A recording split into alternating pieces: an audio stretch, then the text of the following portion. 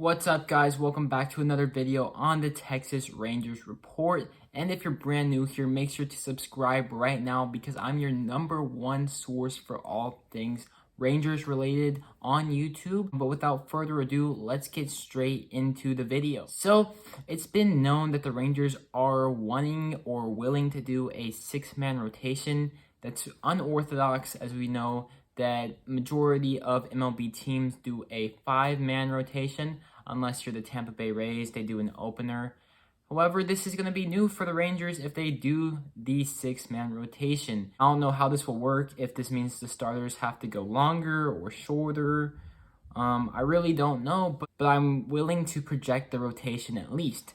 So, Chris Woodward has made it known that there are 3 starters that are definitely going to be locked in come opening day. Granted, there's no injuries to these players. So first off, we have Kyle Gibson. This is kind of a no-brainer. We signed him last offseason to be the 4th starter in the rotation behind Lance Lynn, Mike Minor, and Corey Kluber. And now that all those guys are gone, he is the #1 starter in the rotation. I don't want to call him an ace, but he's the ace of the staff.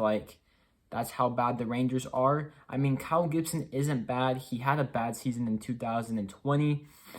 He's not an ace, but he can definitely be a middle of the rotation guy. So let's hope that Kyle Gibson has a bounce back season, as he's not a bad pitcher. That's why the Rangers paid him money. He just had a bad season. So let's hope he has a bounce back year in 2021. Now moving to the second guy in the rotation, this guy has some upside. He's been an ace in the past. That's Mike Foltynewicz.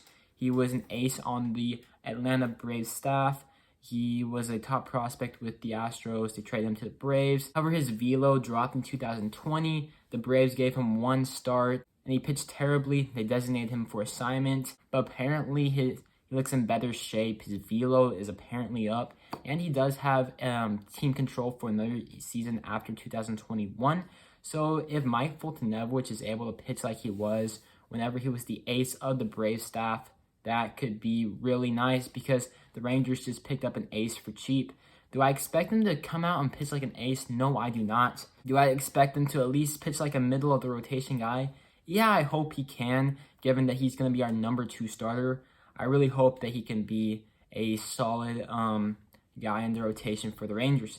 Now moving to the 3rd spot in the rotation, we have Kohei Arihara. I made a video on him. The Rangers signed him on Christmas Day. That was like the Rangers' Christmas gift, if you will. The Rangers said that they want to put him in the middle of the rotation spot, so that's why I'm putting him here. He has thrown the most innings out of anybody recently, as he pitched in Japan as previously as last year. That's where the Rangers signed him from. I really don't know what to expect from Arihara. I don't think he's going to be as good as Shohei if Shohei were to stay healthy for once in his lifetime. I do think he could be a middle of the rotation starter. I'm not going to expect him to be like a Shohei Ohtani or Masahiro Tanaka, but I've heard a lot of good things out of the Rangers camp for Kohei Arihara, so that's very intriguing. And if he is able to be a middle of the rotation starter, then the Rangers got another steal with him because they signed him for like $3 million for 2 seasons, and usually middle of the rotation starters are getting $10 million a year. So if he's able to do that, then I would be very happy. I'm okay if he doesn't become an ace #1 on the staff, but if he's a middle of the rotation guy for that cheap, I'll take it. Now moving to the numero 4 guy on this list in the rotation, I believe it'll be Dane Dunning. We all know the Rangers acquired him in the Lance Lynn deal. He was the prized possession. And I'm intrigued to see what this guy can do. In 2020, he pitched very well with the Chicago White Sox. Hopefully it translates with the Rangers this year. Honestly, I wouldn't be surprised if Dane Dunning ended up being the best Rangers starter once this year was all said and done. Granted, a lot of things could happen. I just think that Dane Dunning has that type of ceiling. However, he has been hampered by Tommy John, so we'll have to see how that goes. I'm sure that the Rangers want to take it a little slow with him, given that he's had that injury in the past. but I think he has a high ceiling. I think you can stick him in right away. I don't think he needs time in the minors. And overall, I think he's just going to be a good starter for the Rangers. Now, moving on to the 5th player on this list, I have Jordan Lyles. So the Rangers signed Lyles last offseason to be the 5th starter in the rotation. He did worse than Kyle Gibson, so he did terrible. And they started doing like a opener to maybe help Lyles, to kind of choose who Lyles could pitch to. It kind of helped, but not really. So I was curious if they're going to move Lyles to the bullpen as like a long reliever. Then I figure with the 6-man rotation, they probably wouldn't move Lyles to the bullpen. So he'll probably be the Rangers' 5th starter. Honestly, he's pitched average in the past. I mean, we're paying him $8 million. I think Kohei Arihara and Dane Dunning will probably do better than him. I'm not a big fan of Lyles. I mean, this is the last year on his deal, so maybe he can get back to his better days. I don't know. I don't really like him. Let's just hope he does better. He did terrible last year. I think he has it in him. We'll see. Moving on to the 6th guy on this list.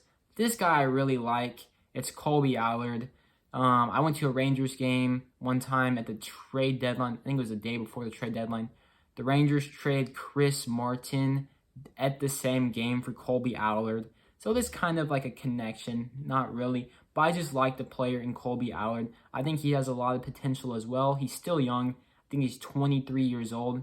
So he's a lot younger than a lot of the Rangers players that are fighting for a rotation spot. But he has a lot more major league experience than a lot of those players as well. He'd be the only starter for the Rangers that's a left-handed pitcher. I mean, you can slide with all right-handed pitchers, but if you have a left-hander, it helps change it up so batters don't get used to the same rotation over and over. But again, I think Colby Allen has a lot of potential. I think he was one of the top 20 overall MLB prospects back in the day, and he has shown flashes of being, honestly, I think an ace. I think that's what he can be, a top-of-the-line ace for a team. But he's also shown signs of not being able to be a starter at the big leagues. So I think he has what it takes to be the 6th starter for the Rangers. But if he doesn't prove it in spring training, they might move him to the bullpen. They might move him, or they might send him down to the minors. I'm rooting for Colby Allen, unlike Jordan Lyles. So we'll just see what happens in spring training. I really want to know what you guys have to say about this. There's definitely a bunch of other people that are fighting for a spot. We have Taylor Hearn. We have Kyle Cody, Brock Burke, if he ever gets healthy. Tyler Phillips. I mean, he probably has a little bit more time to develop. Hyun-Jong Yang, we just signed him to a minor league deal. And there's probably 5 more that I could list off.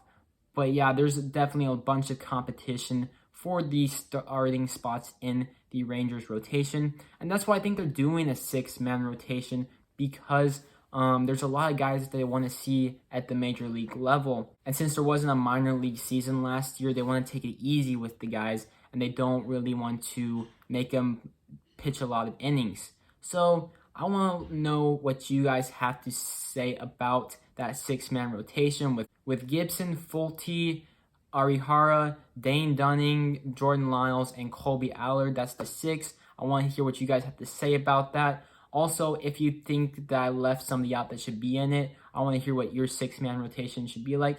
And that just about wraps up the video. So if you like it, please give it a thumbs up down below, and I'll see you on the next one. Peace.